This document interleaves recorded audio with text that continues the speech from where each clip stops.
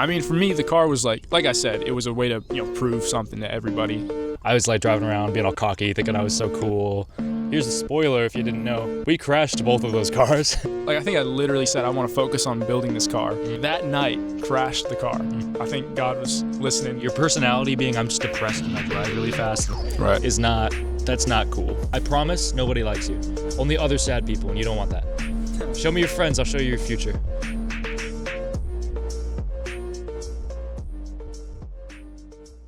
Hey guys, PIBB Boys here. We're here for a wrench and chill. Get it? Showing you guys how to change your life in one simple step. With tools at home. That's actually good. This one's gonna be, I guess, a bit more of a Q&A. Nobody's asking the questions. We're just assuming that they're gonna want to know. Just an A. Just an A. It's just A's. Nobody asked. So, who are the PIBB Boys?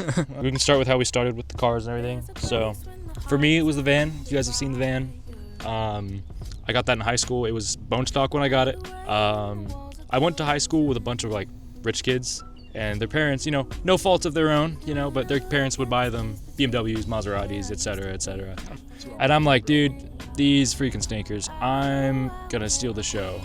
So I just started messing with that thing, dude. Initially, it was satire. It still kind of is, but people actually unironically started to like it. I mean, it is a different thing. It is different, yeah. Nobody sees that. Yeah, and it's tastefully done.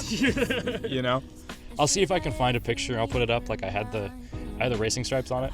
First, you remember that? Oh yeah, I do remember seeing I put stripes on it because I saw the Kia Souls with those, and I was like, okay, this is a similar level of meme. And dude, to this day, people I've never met in my life are like, dude, you're the guy with the van. But yeah, that was it for me. I learned a lot of stuff working on that. And then, what was your first car? My first car. It's actually pretty cool. It's cooler than mine. It was a 97 Pontiac Grand Prix, which already sounds stupid, but it was the GTP trim, which was the top trim you could get of these cars, right? So it had the nice with a supercharger. Yeah, supercharged methanol injection system. Yeah, at the youth group that I went to and everything, it was sort of same vibe. It's all high school kids, right? And so there were a bunch of people there that obviously you're thinking, oh, I got to show up with a cool car to impress them and everything. Oh yeah. That's how it is in high school and regardless, if you're a loser. But yeah, by the time I started getting adult money, right, working a job and everything, I'm thinking, okay, I've got to get a cool car. And I didn't know how to build cars. I didn't know more than an oil change, basically. So I got this car, and it was a horrible deal. I paid $4,500 for it. Pre-built, project car, 7 owners before that.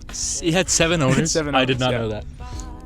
I mean, for me, the car was like I said, it was a way to, prove something to everybody.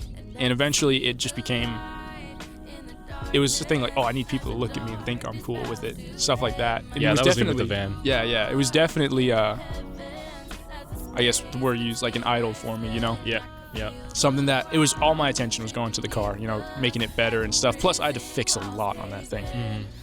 Yeah, after the Pontiac, I got a 98 Civic. One like this one, but a year older. And that's where I did a lot more actual modding on it, I think. Mm-hmm. But definitely getting to the Civic, that one was way more of an idol too. I wasn't trying to be cool as much for people in high school because I was out of high school by that point. Yeah, put a lot of time and effort into that Civic and everything. And it, even more so than the Pontiac, I think held a higher place in my life. Mm-hmm. Any focus, all the money I was making was going straight into building that thing out. Oh yeah. Yeah. And then eventually, go ahead. Yeah, on the subject of second cars, you guys already saw it when we picked up the Z, I put it on screen, the one I crashed, the last Nismo. Oh yeah. That one was a 2017, I think, it was 17. And that one was really cool, but it was also an idol for me when I got it. Right. Because it was especially in high school, you guys have seen it too, I put that painting up there, and I was like, dude, I'm gonna get one of these, I'm gonna prove them all, I'm so cool, and I got it on whatever, and I didn't go to college, and I still did it. And I still made it. Yeah, made it out the hood. But yeah, I had something to prove, dude. Chip on my shoulder, you know what I mean? And then I got that thing, such an idol. I was driving around being all cocky, thinking I was so cool. And then, here's a spoiler if you didn't know. We crashed both of those cars. Yeah. In pretty quick succession, actually. Yeah, yours was a month before mine. Yeah. Because yours was beginning of July, I think. Yep. And then mine was, it wasn't even a month. Because mine was mid-July. Yeah. Yeah. God was like, These two idiots, they're getting too ahead of themselves. I was gonna redo the entire suspension like you saw us do to this thing. And all those parts that we had for this, I had for that last car. And those parts came in the day that I crashed the car. Because you crashed it at night. I crashed it at night. You crashed they it that came night. in that afternoon, and I was like, all right, next week I'm gonna start this thing up. Yeah. And I was talking to my mom right before I left to go drive. Like, I think I literally said I want to focus on building this car and getting it up, getting it to work, all of that. Yeah. Really go for it and everything. That night, crashed the car. I think God was listening. It's like, oh, crud. He's Funny gonna how he do does it. that. Yeah, yeah.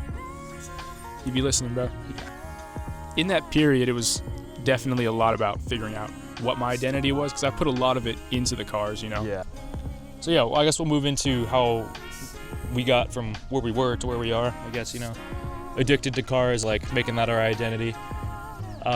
So we started a men's group probably 2.5 years ago. By this Almost point. 3, yeah. I think at the end of this year it'll be 3. Okay. Pretty sure. So about 2.5. Yeah. So we started a men's group. I'll put it on the screen. We started off this book, Numb to Known by Aaron Zint. Really interesting, really helpful. Because all of us, you know, as young adolescents, were struggling with polishing our spoons, as some would say. Peeling our carrots. Oh, yeah. And it was a really interesting book. I love the framework of it. I obviously can't really get into it too much right now, but the whole point was basically, you know, porn isn't the problem, it's the solution. The problem itself is actually, like, feeling isolated and not having community and connection, and that book kind of launched us into having that. So It's Josh, a solution to the problem, not like the solution. Yes. It's not the main thing. Yeah, go ahead. But having a group of guys who are, like, truly know you, especially the stuff that you don't think you can talk about, sharing it with guys and then still being accepted afterwards, that makes all the difference. Oh, yeah. Because, yeah, like he was going into, you know, you deal with a lot of shame and whatever it is, and you kind of internalize that and have no you idea think where you're the to go only with it. one. Yeah, exactly. And so because of that, you know, never get shared in anything, and your ways of handling it, too, are all isolation. Basically, all that to say, you know, like, having good fellowship, really being raw and real with the boys, that really makes the biggest difference in like getting whole, getting healed and stuff. And once our identity wasn't so settled in that, and we weren't, like, you know, licking our wounds, doing other things, everything else suddenly became a lot more fun. Yeah. Including cars, because it was like, I just get to enjoy this as what it is, and not It's me and my boys, me and my fellas. I mean, how we started off was because we all had, like, an interest in cars and everything. Plus, you know, we came from backgrounds in the church and everything. Didn't really have faith, though. Didn't have a walk with God or anything. But we were like, we want to... I don't even know if, like, having a closer walk with God was the start. It was more just getting off of... No, it was literally, we weren't even focused on that. We were just like, dude, just quit whacking off. Yeah. Yeah, so that's kind of where it started, and then was like, oh yeah, we're all into cars too. So that was an easy. So we'd go out and cruise after our groups and stuff. Yeah. That's how we kind of ended up where we are. And somewhere along there, we really started growing in our actual relationship with the Lord, and that's made, like, I feel like we've grown more in the past, like, probably 6 to 9 months than we have in like the other 2 years or so. Topic number 3. Yeah, topic number 3. What was it? No idea. You have the list. I had He's the list. My bad. Oh, okay. Let's go into the origin of the name. That's a good one. Oh yeah. So, we already were doing our car stuff. The legends. Yeah. And we would just go on cruises. We went out to an undisclosed, we'll call it PIBB Lake. PIBB Lake. Actually, I think we owe it to Zach, because he loves Mr. Pibb, not Dr. Pepper. And so we stopped at a gas station, and they had a deal on Mr. Pibb. They had it in, like, the plastic bottles. 16-ounce bottles or something, or whatever it was. And so we got those. So we all bought those. We went. There was 4 of us, I think. And we just took some pictures with the little Pibb bottles in front of our cars, and hence the name was born, the PIBB Boys. And we spent, like, that night designing logos and stuff, and that's how it started. Obviously, we didn't start the YouTube channel till recently, but our group chat became named the PIBB Boys, and so we just kind of seemed like a easy answer from there. Right. PIBB Boys kind of became our unofficial car group. Yeah. And the plan is, you know, hopefully in the future, if this gets some traction, or, you know, whatever it is, then we can actually make, you know, meets and flyers and stuff, and get people to come out and, you know, hopefully spread the gospel a little bit or something. Yeah, which is kind of like the mission statement or so. Yeah, like I guess that launches us into it, Yeah, kind of the goal, the channel itself, really. Yeah. Like the men's group, obviously, I mean, we can only grow so big with that one. Yeah. But we found, you know, through the men's group, that kind of connection with the car community, because that's something we realized is really lacking. And, you know, because we used to be, like we described, you know, addicted to it. It was our identity. We had something to prove, and so much of the car community is that.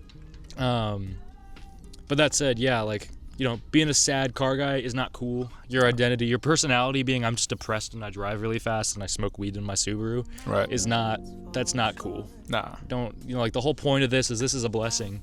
And you should be able to enjoy it with your friends and your family and share it with people. I don't know if we talked about it, but the blessing part's the lessons we learned with these ones. Yeah, it's true. Yeah, this is the round 2. God took away the old ones, fixed our hearts, and then gave us these ones. Took away our black cars and gave us white ones. Oh, literally, yeah. We both Cures. had black ccars, and now we got white and gray, I guess. Yeah, he's just a couple I need a little more shades up. sanctification. I grew a little more in the storm. No, I'm kidding. I'm a little less sanctified.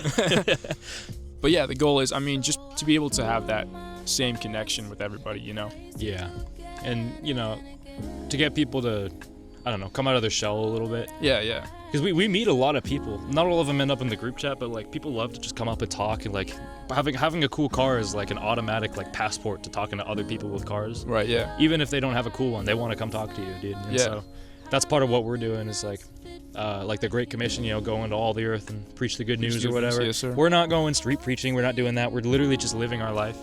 Is what we kind of wanted to offer or try to do with this, with the YouTube channel, was to offer to people, for one thing, a glimpse into, the fun stuff we get to do, the life that we have. And it's not fake. We're not putting up the edits are cool and whatever, but we're not doing that every night. Right. We're not living in some crazy lifestyle or whatever. It's just hanging out with the boys, having a good time, and we're lucky to have cool cars, Yeah.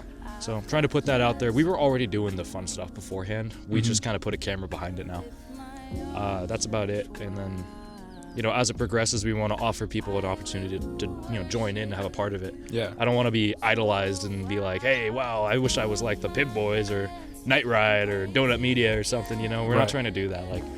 And I'm not also trying to sound like, oh, we're trying to start a movement. We're trying to, No. dude, just pull up, man. I don't know. Yeah. Kind of just trying to keep the movement going, right? Yeah. Revival's happening. And Pass it along. I don't know. should be happening. Yeah. Something like that, It's more just natural giving interaction. people, giving people a new way to live, so to speak. Yeah, I don't know. yeah. That's what I'd like to offer. Yeah, hey, you can do better all this way to stuff live. and have fun.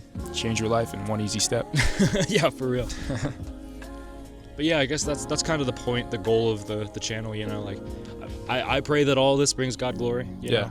We're not trying to be crazy or religious or whatever. We're not trying to shove it down anyone's throat. But we do cool stuff, and we're blessed to do it.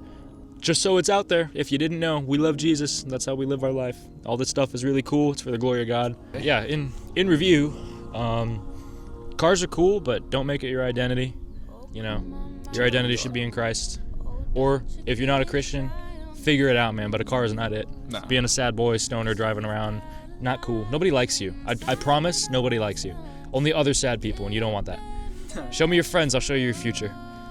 If anyone local was watching this, and you see us driving around, say hi, come talk to us. We can add you to the group chat. Go on cruises or whatever. We don't have social media right now, but eventually, if this gets big enough, we'll probably do that and organize some cruises and meets and whatever. Something like that. But yeah, we're hoping we just want to share with other people what we ourselves have got, because it's made a big difference for us. That's probably about it. Yeah, until next time.